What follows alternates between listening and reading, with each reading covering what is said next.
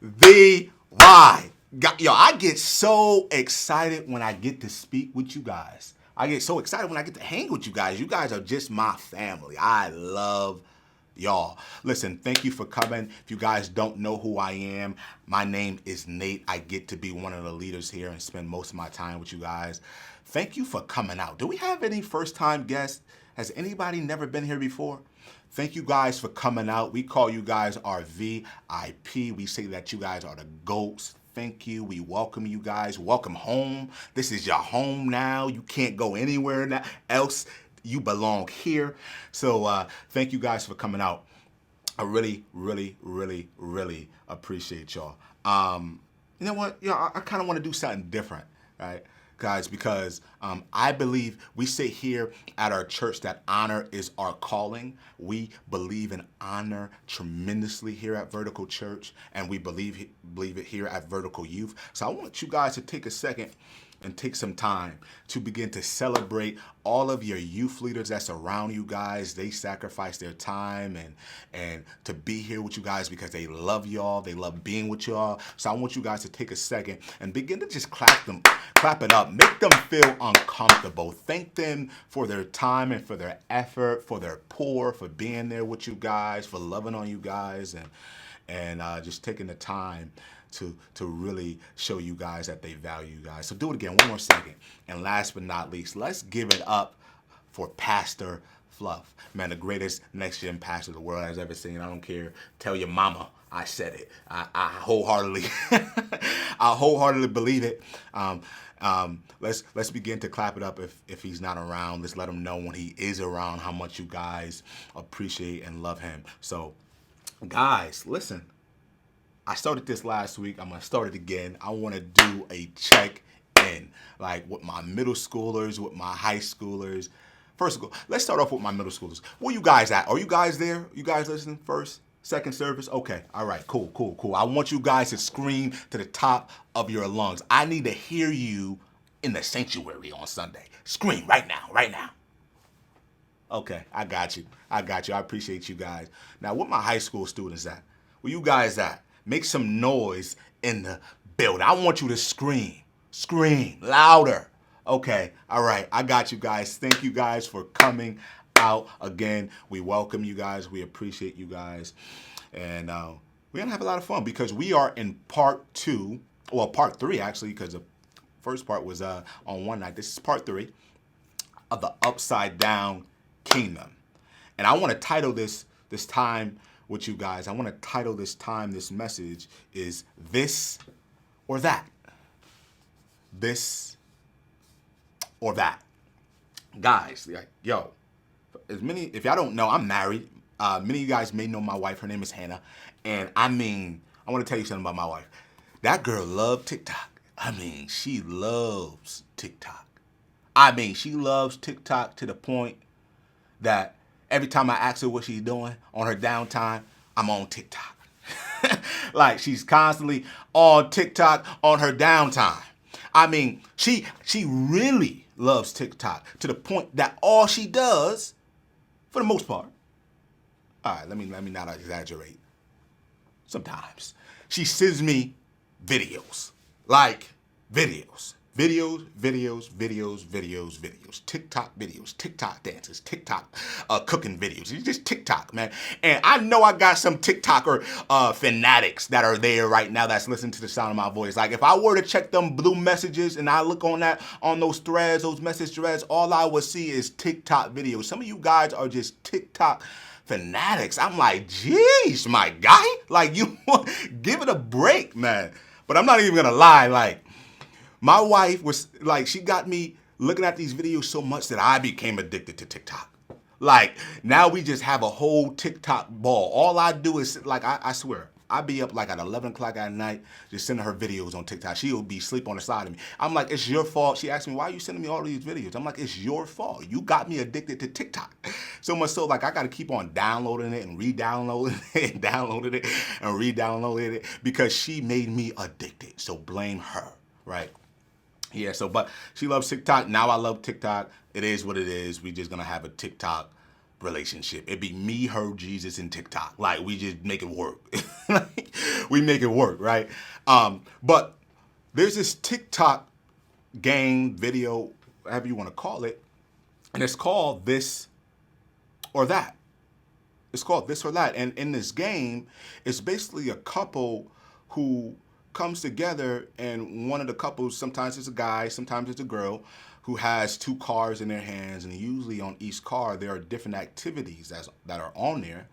And what will happen is the person that is not holding the card will pick the card because it's backwards. They can't see what's on each card, and he'll pick it, and whatever card they pick is the activity that they will do. I mean, like, this game is wild because you never know what card you're going to pick and what activity you're going to end up doing. Like, it's like a roller coaster ride. Like, you're up here, like, you got high momentum and just like expectations, and then next thing you know, like, you thought you were going miniature golfing and you picked the zoo. Like, who wants to go to the zoo? Like, I don't know. Maybe you do. If you do, I'm not judging you, but I'm not going to the zoo.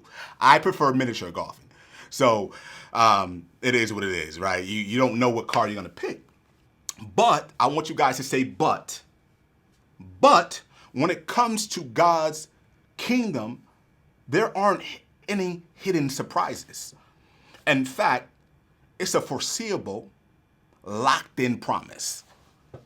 Like, you don't have to worry about, when it comes to the kingdom of God, if you're going to pick a card doing something that you don't want to do, or that you're going to pick a card that's going to lead you into something that's going to bring you ruin and destruction.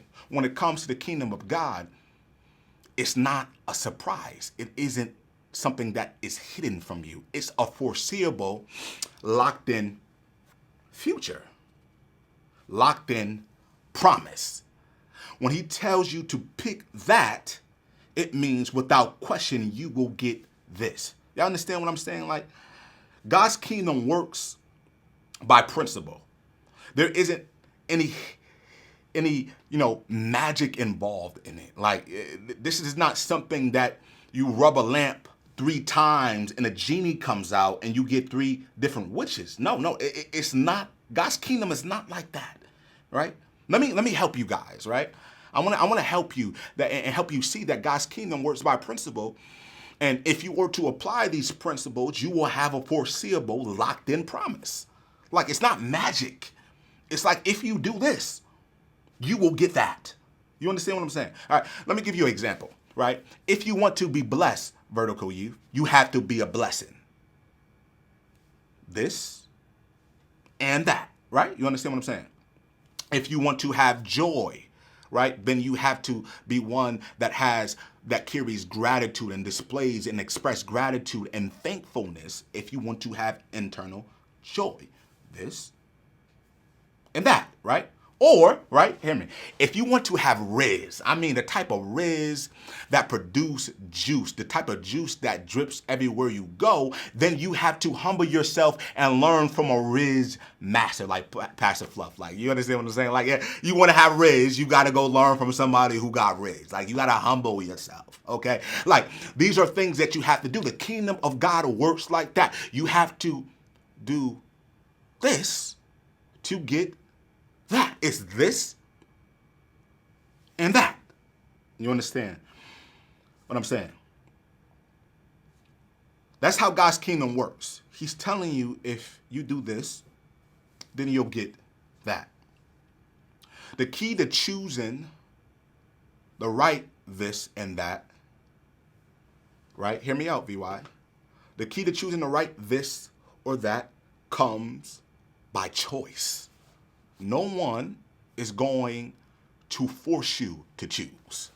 No one is going to make you choose. You have to choose the right this or that, because there are right this or that's, and there are also wrong this or that's. You understand what I'm saying? Like, but you make the decision. You can choose. You have the choice. You make the decision. All right, let me help you out, and I want to kind of clarify this for you a little bit more. There's a right, this or that, like living your life according to God's kingdom, which is this, will give you the benefit of joy, peace, fulfillment, blessings, comfort, which is that. That's the right, this and that, right? But there's also a wrong, this and that, like living your life according to the world's way, or how you see some of your friends at school living their lives, or even some of your favorite TikTok stars, Insta models, rappers, right? Which is this, can lead to y'all feeling empty, unfulfilled, insecure, and even broken, which is that. It's the matter, here it is, Vertical Youth. This or that will produce benefits or consequences. This or that will produce benefits or consequences. Let me tell y'all something. Y'all don't have to chance it by randomly picking a card to discover which one you'll get. This is not something that is a surprise. God uses his word to help us make informed decisions by saying, hey, if you live your life according to my way, then this is what you'll have. But if you live your life contrary to my way, this is where you'll end up. This is what you'll eventually have. But you make the decision. This is not something that we have to choose by chance or happenstance. It's a guaranteed. What I said in the beginning, it's a foreseeable, locked-in promise. This or that is not a result of chance or choice. It's a result of choice. You can choose it. All right? And this is something that Jesus tells his disciples in Matthew chapter 7, verse 13, verse 14. Let's read it. It says, enter through the narrow gate, for wide is the gate and broad is the road that leads to destruction, and many enter through it. But small is the gate and narrow the road that leads to life, and only a few will find it. I want to read that again. It says, enter through the narrow gate, for wide is the gate and broad is the road that leads to destruction, and many enter through it. But small is the gate and narrow the road that leads to life, and only a few will find it.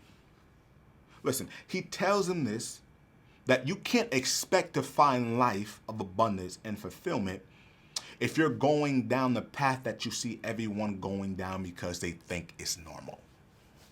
Don't think that you're going to have a life of peace, of joy, of blessings, of prosperity, of abundance, of comfort, if you're going down a path that you see everyone else going down because they think it's normal. That's not it. That's not the way. Right? Can I tell you something, people? Just because it's normal doesn't mean it's right. Because you see others doing it doesn't mean you have to do it too. Just because you see other people living their life that's contrary to, different from how God intended for you to live your life doesn't mean that you have to follow that same suit. Different makers don't follow those who do things that are normal. I'm going to put it that way, because you ain't normal, right? Just because it's normal doesn't mean it's right. That's what it is. And Jesus tells him, yo, a whole bunch of people are going to go down that road because they think it's cool, right? They see others doing it, but in actuality, it leads to nothing but destruction and pain, right? That's what that broad road leads to. The road that everyone takes. The road that everyone thinks is cool and thinks that only those people on that road has riz and has juice. Nah, fam. That ain't it. In all in actuality, at the end of that road is going to lead to destruction and pain. But the real path, he tells them, it leads to life, joy, peace. The type of path that helps you be different so that you can make a difference. And you can go down that path if you choose it. You don't have to make a decision by chances. You make decisions by choices. It's a foreseeable, locked in promise. God put it in his word. He said, if you do this, you will have that.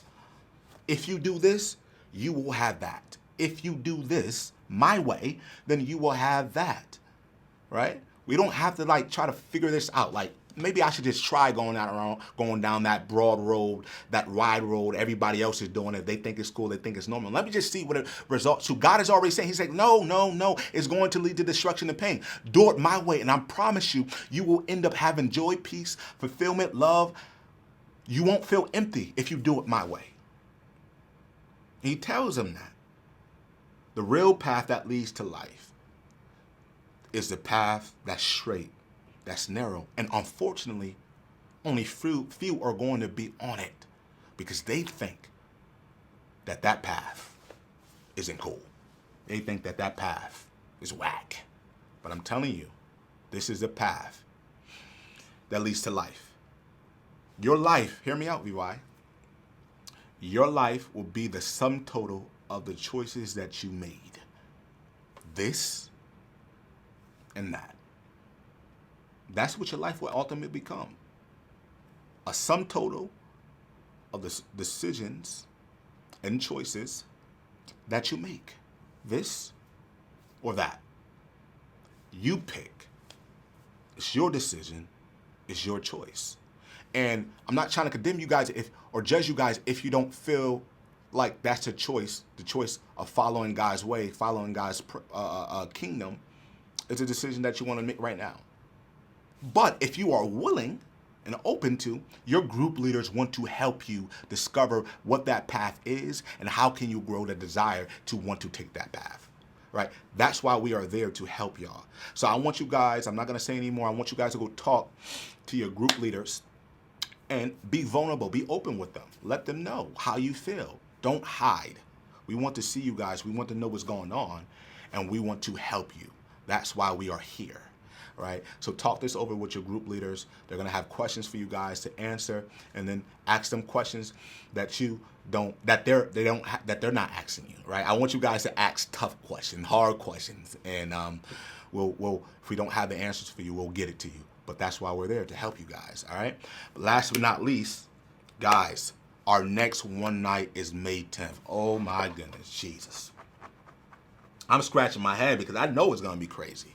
I mean, we are doing a pajama one night. We're watching a movie. We're going to have popcorn. We're going to have games. We're going to have hot dogs. I mean, it's going to be crazy. It's going to be stupid. It's going to be bananas. I mean, tell all of your friends.